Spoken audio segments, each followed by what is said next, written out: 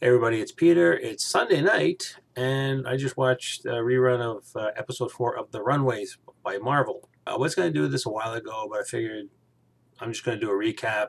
In case you don't know, Runaways is based on a Marvel comic book that was published back in July of '03.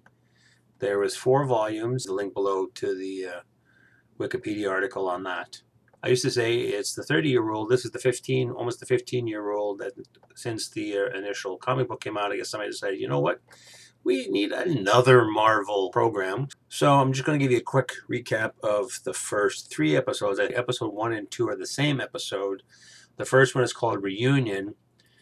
And we basically have about 6 characters here. They're all kids. They used to grow up when they were a lot younger, say, before they were 12. And the parents all knew each other, and you find out the parents are part of this group called the Pride, which we also find out later on. They're actually basically like a cabal kind of thing, not like witches, but basically we don't really know what the parents are about other than they hang out together. Find out at the end of episode 1 that they every so often they seem to do this ritual. They're done up in the red robes. You think it's some kind of satanic thing. There's a girl to be sacrificed, but it's not for those reasons. It's totally different reasons, which we're finding out as the series is going on. So I'll post up a picture of the different kids. So let me just get a reference here so I can tell you who's who in the zoo. So the kids we've got, if you look from left to right, we have Gert or Gertrude. She's the purple-haired girl with the glasses.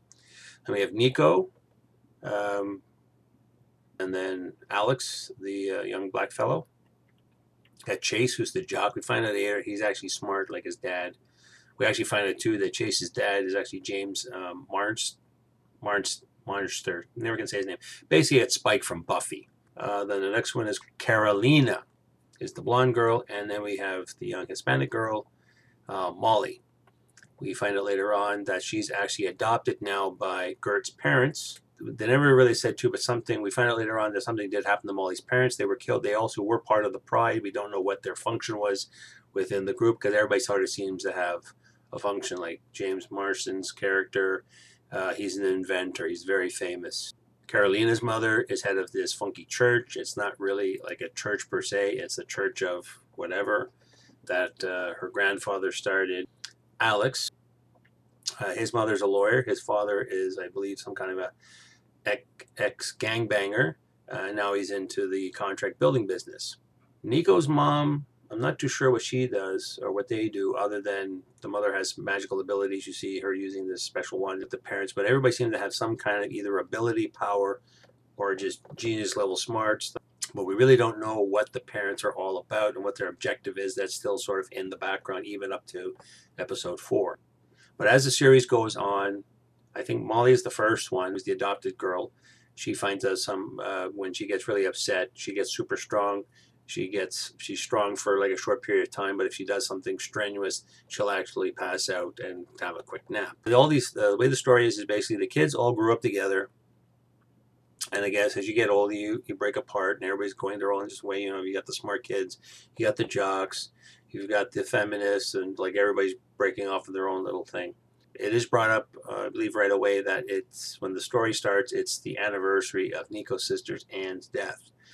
We don't really find out until this episode that supposedly in episode 4 that Nico's sister had killed herself, but it sounds weird because Nico said her sister would never do such a thing. If it was a pitch idea, it'd be like 90210 meets Marvel, and it's a bit of a soap in some ways too, the way their actions are. But it's not a bad series for the way it goes. Episode 1 in a nutshell is basically the gang gets back together. Alex is, he kind of misses everybody. I think he likes Nico, and he wants to have a get together for a party. Little do the kids know that it's also a get together for the Pride. That we find out later on. Like everything sort of leads up to the next thing. Why do they have to do all this? So the ritual that we see at the end of episode 1 is explained in episode 4.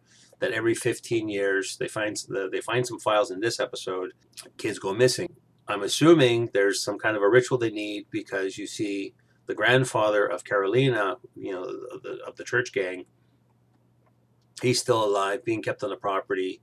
He's really old and dilapidated. He's on a special life support mask. So most of episode 1 is just basically the guys trying to get back together. Due to circumstances, they all end up at the same place. And I think it's only because actually odd things are happening. They find the secret room in Alex's parents' house, where they have this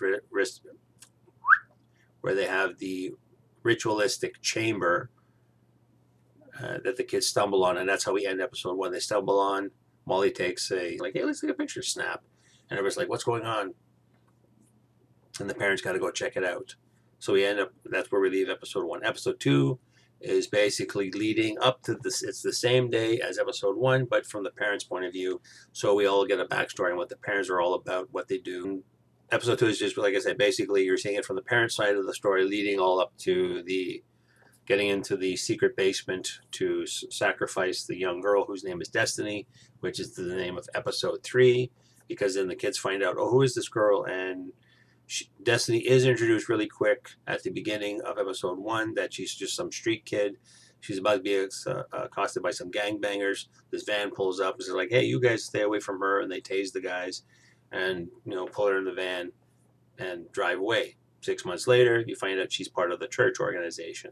That made me kind of think, is this a church? Is this a cult thing? What's going on with that? And then again, we end with episode 2 catches up to where we were in episode 1, except this now the parents are checking out. Basically, it's Alex's parents. They put their civvies back on, take their robes off, go and check out, and says, oh yeah, no, the kids are hanging out, having a fun time. Richter Stein seems to be failing because part of the ritual was you see this pod that they put Destiny into, and I think it's supposed to be some kind of teleporter or something, but it didn't work properly. She's supposed to be teleported to where Grandpa Dean's is hiding out. It malfunctions, and Richter Stein has to get rid of the body. So then we're in episode 3 where the police find the dead body. Richter didn't do a good job, and because Destiny was not transported to the other pod where Grandpa's living, and I guess what I'm assuming is it's a life force transfer. Grab the whoever the victim of every 15 years, they need a victim. They regenerate Grandpa, so he becomes back to whatever. But we always see him in this dilapidated state, so we don't know if he turns back into a young man or if he's, what happens to him and what's the requirement of this and what part of the plan of the Pride Gang. Tonight's episode was again still the kids are still checking up on their parents, trying to see what's going on. In episode 3, we found out about what's in the locked room. We find out it's the Raptor, who's called Old Lace, which is also mentioned in the comic books, and we find out later on that Gert can actually control the Raptor telepathically somehow. So we've got at least 2 powers established so far, and we also find out a little bit in episode 1 that Carolina, she has the special bracelet that all the churchgoers wear. If she takes it off, and I guess there's some kind of inhibitor that's on there, when she takes it off, she glows, but we don't know what the glowy power is. If it's, I've seen some images from the comic books where for her flying, that kind of thing, so we don't know what this power is other than she glows like a pretty glittery angel, rainbow kind of being. I apologize for being all over the place. I am trying to play catch up with this, but it all ties into everything because it all still, it wasn't until episode 4 that because Carolina passed out, she didn't know that she was going to be raped by a couple of guys from the lacrosse team, and Chase saved the day. There's all these relationships going on, like Alex is crushing on Nico, Gert is crushing on Chase. Chase actually really likes Carolina more. But as I said in my Shield review, this is actually an interesting series to follow. It's not really boring. It's like I said, it's a little cutesy, like a 90210 kind of vibe. But everybody is not dopey in it. It's not like, oh my God, what are we going to do? We're in high school. Everybody, they're all strong characters. They all know what they're doing. Even Nico in the 4th episode was going to go to the cops and say, hey, my parents maybe killed Destiny. Or one of the kids like Gert and Carolina think their parents are cool. They wouldn't kill an innocent. Nico doesn't think so because of what happened with her sister. So she was going to go to the cops, and Alex said, well, if we go to the cops, then we don't know, and my mom's a lawyer, and it could get messier. The cops might not even believe you, so why are we going to bother? Eventually, in the end, Alex does, I think just because he is crushing on Nico, he does meet her at the police station. And they are left to sit, waiting for one of the detectives to talk to them. in the flashback episode, when you see the day that Anne died, she sees this guy enter her mother's study, and then we find out later on it's actually one of the detectives at the police station. So it's like, wow, our parents even got the cops in their pocket and that kind of thing. So it's a lot of intrigue for something that just you think is, oh, it's just going to be a story about superheroes or some kind of heroes of some sort. We don't even know these kids are going to end up being heroes, or it's just about the kids against the parents. Still got a long way to go. I've never read the comic books. So I don't know how this goes out. If Runaway refers to the kids that get snatched every 15 years to help fuel up, Grandpa Dean, or are the kids going to end up running away to take on the world? We don't know. Tonight's episode was just like cliffhanger.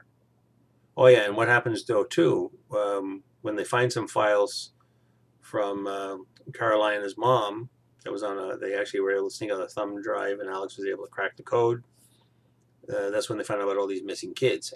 Nico calls up Carolina and says, by the way, your mom's been up to something. She's not as nice as you think she is. She's actually been the one wrangling the kids for whatever this ritual they keep doing every 15 years. The end of it all, too. Alex and Nico were at a coffee shop trying to decrypt the thumb drive where they stole the files from. His car alarm goes off. So he goes outside to go check it out. And then Nico says, yeah, where the heck have you been in? While she's talking to Carolina. Yeah, hang on a minute. Yeah, Alex hasn't come back yet. She goes outside. Funky car drives off. Car's still beeping away. And it's like, Alex is gone. That's the end of the episode. So, really cool. Who grabbed Alex? We don't know. You got to watch next week to find out. This is a really good series. If you're into Marvel, I would actually recommend this mostly for a younger audience, or it's even good if the family's in the comic books and Marvel stuff, and the kids are too.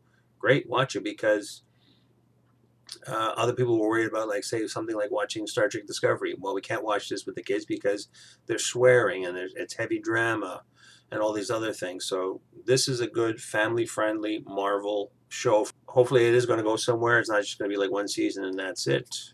If somebody's going to pick them up, we don't know. This is also made by Hulu. So again, we got another streaming company getting into, the movie making business. So overall, not bad. Again, like always, are you watching Runaways? Are you liking it? Are you giving it a pass? Are you watching other shows? Leave your comments down below. Don't forget to like, dislike, hit subscribe, ring the little bell, and we'll see you next review.